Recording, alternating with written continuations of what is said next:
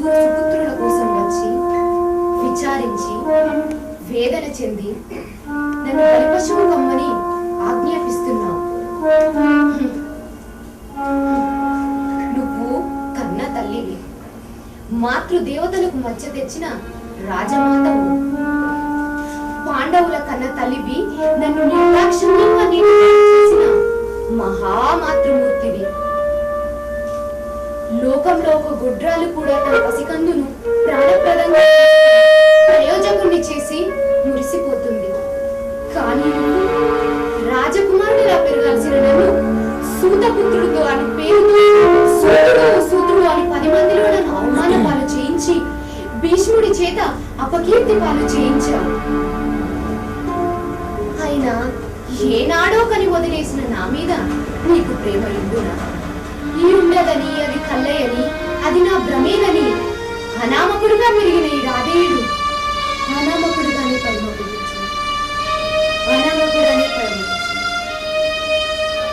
నీకు బాధెందుకమ్మా? నీ 5గురు గంధర్వ పుత్రులు అరివీర భయంకరులు, అపరాజితులు, భుజబల భయకంపితులు. నేనేల నీకు నాతో 6గురా? నేను పెద్దవాడినా? ద్రౌపది నా పరమగుణ, నా ఇల్లాలగుణ? ఏమిటి నీ అసహ్య ప్రేరేపణ మాత? భరించలేను మాత, భరించలేను.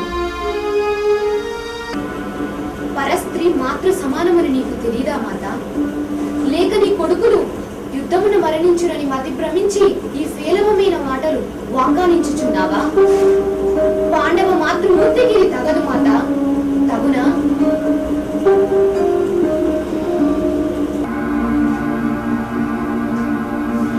రణరంగంలో ధర్మ భీమ నకుల సహదేవులు నా చేత చిక్కిన వదిలివేతును, కానీ నాకు సాటి, నాకు పోటీ అయిన నీ మాధ్యముడు నా చేత చిక్కి వదలను. ఇది నా స్నేహితుడు ఇచ్చిన మాట ప్రమాణ. నన్ను ఆదరించి అంగరాజ్యానికి రాజును చేసి రాజకుమారిగా గుర్తింప చేసి ధైర్యం ఇచ్చి సర్వమిచ్చిన నా ప్రాణ స్నేహితుడు వదిలేసి ఎప్పుడో కని మర్చిపోయిన ఒక స్వార్థపరురాలైన తల్లి కోసం రావడం సమంజసమా మాత? రాలేను మాత, రాలేను.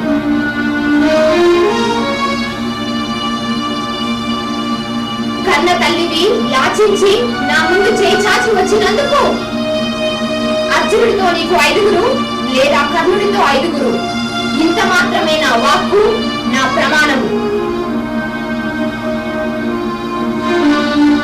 ఈ సూతపుత్రుడు రాధేయుడు సూతుడుగానే పరమపదించును. దైవ నిర్ణయం అదే అయినచో సూతుడుగానే మరణించును.